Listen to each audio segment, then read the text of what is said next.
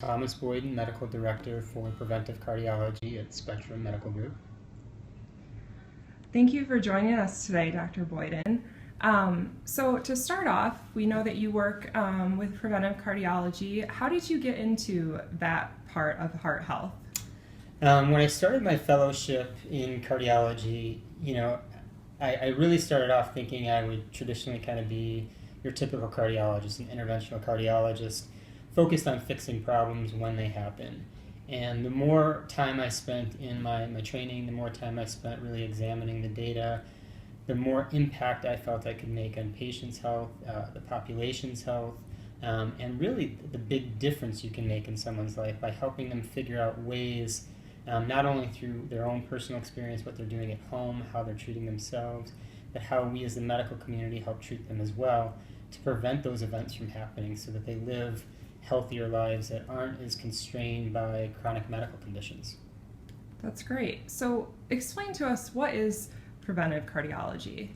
So if you look at cardiology as a whole, we're really focused on people who have developed disease. And so that means, in my case, for dealing with the heart, have they developed coronary artery disease, have plaques built up in the arteries of the heart that are causing heart attacks, that are causing people to develop chest pain, that are limiting their quality of life because they're always developing pain or shortness of breath with their activity. We're pretty good at fixing those things when they happen in the cardiovascular field, but it doesn't prevent them from happening again, and it doesn't prevent them from having a heart attack even when we fix it. And the whole concept of preventive cardiology is to understand about an individual patient, what they're doing, what we can be doing to help them so that they don't have a heart attack in the first place, or if they've already had one, how we prevent that second one from happening. How can we help them live a little bit more functional life, a happier life that's less constrained by their chronic medical conditions. Sure, that's great. So if you're a patient in preventive cardiology, what kind of services can you expect? For example, sleep, psychological, nutrition. Yeah. So we're in the process of developing a very robust program here. And if you look at traditional preventive cardiology programs that are kind of historically in academic centers, they're focused on a lot of primary prevention areas like high blood pressure, like high cholesterol, diabetes or metabolic syndrome, people who are at risk of developing diabetes. And we're doing all those same things here. But we're also really focusing not just on those traditional risk factors of heart disease, but we're also focusing on some things that I think are non-traditional, but we've always known have been tied to heart health and overall health and well-being. And we're looking at a lot of psychological aspects that can affect your health. We've partnered with the Department of Psychiatry to focus on eating disorders and how they relate to cardiovascular health. We're looking at how depression affects cardiovascular health, whether it's before you have your first event or after you've had an event, and how you're dealing with that depression associated with having a heart attack. We're also focused on people with chronic angina who are on multiple medications, who are trying to get this chest pain under control, but we just can't get it under control with the medications. There's things that we have brought into this system that are procedures, they're non-invasive procedures, that help people overcome their angina and lead a more fulfilled life. That's great. So we had a question come in from our audience wanting to know, do you order any advanced blood work on patients? We do in the right situation. There's definitely people who come in here who maybe look like they have normal cholesterol levels, and if we dig a little deeper, those normal levels might be a little bit obscured by the type of cholesterol they have in their body that may predispose them to heart attacks. That's something that kind of fell out of favor with the new guidelines, but something we still do. We look for lots of things that contribute to people's health, even on the genetic level, if it's warranted. We're not doing this for everyone. We have to really have a reason to kind of dig a little bit deeper. Mm.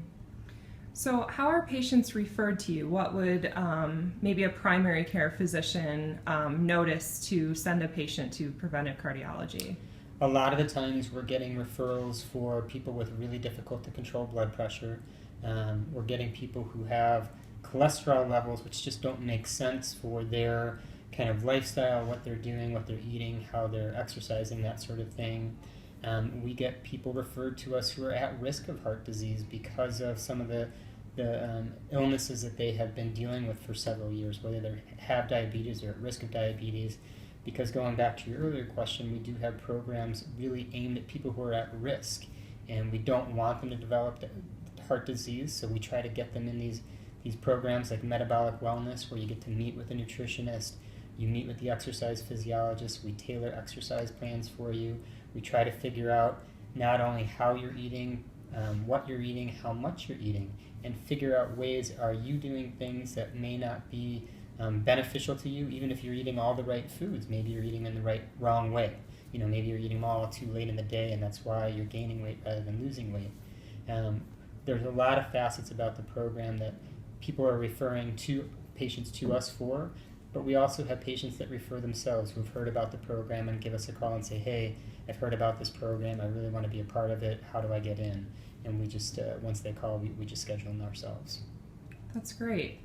So what kind of benefits have you seen? What kind of results have you seen come from some of the patients that you've seen in the program? I think we've made excellent strides with lots of people.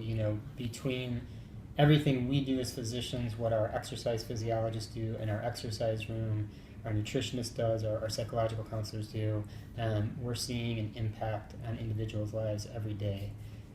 We kind of, in our cardiac rehab program, we really monitor the success of patients as they go through the program. And we take people who are very physically not functional because they've been really limited by chronic disease, and they end up having a heart attack, or they end up having a valve replacement or a bypass surgery because of all the illnesses they've developed. And we take them from that really low functional level where they really can't do much other than get around their house and take care of the basic essentials of life. And we get them through these programs, and we ask them to push themselves, and we do it in an environment where they feel safe, where there's medical professionals in the room, where we're monitoring their heart and we know it's safe, and we try to get them to feel better about what they're doing, not only physically but emotionally and mentally, so that when they leave, they really are leading that more functional, happier, healthier life. And we see that progress because we measure it. We measure it when they come in, and we see what they're capable of physically, and we measure what they're like at the end of the program physically. But we also do the same with different questionnaires and that sorts of things about how they're feeling about their life, their stresses, their emotions, that sorts of thing. And we're seeing improvement in every step of the way. That's great. So speaking of kind of the end of the program, how long is someone in the preventive cardiology program? Is it a set period of time? Is it a lifetime? What do you typically see? I think, again, that's more of an individual patient sort of thing. There are definitely times where primary care physicians have referred patients to me, and I have made some suggestions that I think will help that patient. I'm not really interested in burdening patients with multiple doctor visits, so if we can help them in 1 or 2 visits and get them back to their primary care provider, lessen that load of doctor visits, I think that's great. If there's people that want to stick with us and let us help them along the way the rest of their lives, we're happy to do that as well. It's really up to the individual. That's good. That's helpful for a patient to be able to kind of customize their care. So what are some of the latest advances technology-wise, some things that Spectrum Health is using, maybe that are the latest and greatest in preventive cardiology? I think one of the most exciting things that's happened to cardiology, to medicine in general, is the introduction of some of these new medications to treat cholesterol. They are somewhat new to the cardiovascular field, not new to medicine in general, but they are antibodies directed at helping us clear cholesterol out of our bloodstream. And there's a lot of people who we really want to put on medications that help lower cholesterol. They're called statins, kind of generically. And lots of patients tolerate these extremely well. They're very safe, they're very effective medications. They're what's recommended by all the governing bodies of medicine, whether it's the cardiology bodies of medicine or the general bodies of medicine. And we know they help lower stroke risk, they help lower heart risk, they help people live longer because they're lowering those risks of heart attack and stroke. But not everybody can tolerate those medications. And these new medications that are coming out, we know are incredibly effective at lowering the bad cholesterol. And that's what we think in general, in the general community, that is driving plaque production in our arteries. The data has come out about the safety of these medications and the efficacy of these medications. They're more effective at lowering that bad cholesterol than the statins are, and they're just as safe, if not safer. But we just don't know the long-term outcomes of these studies yet. Those aren't yet available to us. So we don't know if they lower heart attack risk and stroke risk the same way these statin medications do. We think they will because it makes sense, we think physiologically, but we're still waiting for that data that's hopefully going to come out later this year or early next year.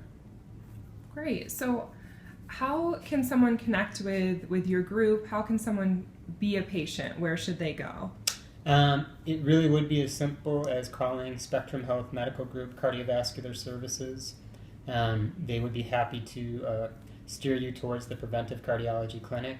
If you already have coronary artery disease, they'd be happy at steering you towards myself or somebody else within our group. And if you wanted to talk it over with your primary care provider, they could also make that referral for you as well. Okay, great. So what events do you have coming up that could help the audience and the community learn more?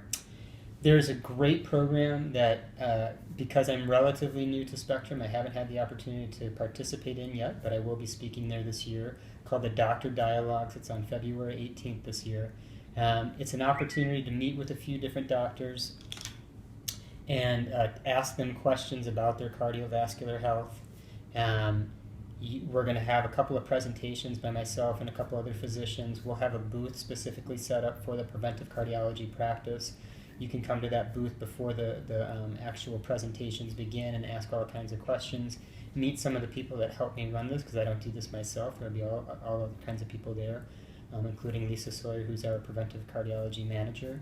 So there's lots of opportunities there. But there's opportunities throughout the year, too, with Spectrum's kind of presence in the Grand Rapids community and the programs they put on throughout the year. Great. So everyone can go to the Spectrum Health website, search under events, and register for our Doctor Dialogue. It is a free event on February 18th at Frederick Meyer Gardens. Thank you so much for your time. Thank you for having me.